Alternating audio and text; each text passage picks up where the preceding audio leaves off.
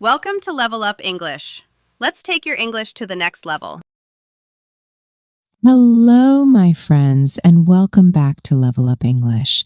I am so happy you are here with me again. Today we are going to learn something very important and also very useful. We are going to learn how to introduce yourself in English. Now, maybe you are thinking, come on, John, everybody knows how to do that. You just say, my name is Allie, and that's it, finished. But wait a second. If you only say your name, the other person will probably look at you and think, okay, and what else? Are you shy? Are you a robot? Where are you from? What do you do? Tell me something more. So in this lesson, we are not going to be boring. We are going to learn how to introduce yourself in a way that is natural, fun, and makes people remember you. And of course, we will laugh a little bit together because English should never be boring. Let's start with the basics. Imagine you meet someone for the first time. The simplest way to introduce yourself is to say, "Hi, I'm Allie," or "Hello, my name is Sarah," or maybe, "Hey, I'm John." Very simple, easy to remember, but sometimes people make mistakes. Some learners say, "My name Ali." That is not correct. You must say, "My name is Ali." One small word, but it makes a big difference. Without the word is, it sounds strange. Like your English battery is almost empty. So don't forget that little word. And here is another mistake. Some learners speak too fast because they are nervous. They say something like, "Hello, my name is Sally, how are you?" The other person has no idea what you just said. So take your time, smile, say it slowly. "Hello, my name is Ali." You see? Much better. And you don't always need your full name. If you are at the airport talking to security, yes, give your full name. But if you are at a party or meeting a friend of a friend, you don't need to say, "Hello, my name is Jonathan Christopher Alexander III. The other person will probably fall asleep before you finish. Just keep it short. "Hi, I'm John." Simple and friendly. Now, if you only say your name, the conversation dies. The other person does not know what to say next. So let's make it more interesting. After your name, you can add more information. You can say where you are from. You can say what you do, and you can share something you like. For example, "Hi, I'm Allie. I'm from Germany. I'm a student, and I love playing football." Perfect. Now the other person can ask you about Germany.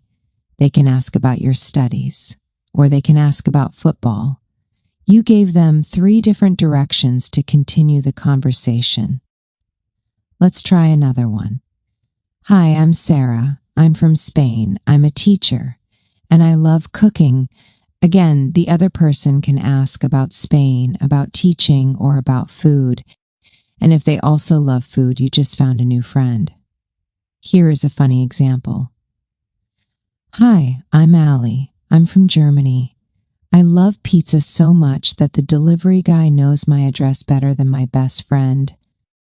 That is not only funny, it is also memorable. People will laugh, and they will remember you as the pizza guy. Now let's make it even more interesting. You can add a short story or a fun fact about yourself. This makes your introduction unique. For example, "Hi, I'm Sarah.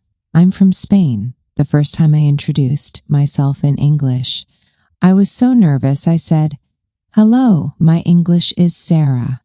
And the other person said, "Nice to meet you, English Sarah." That is funny, and people will never forget it. Or you can say, "Hi, I'm Mark. I'm from Canada. I love coffee so much that if Starbucks ever closes, I will probably cry."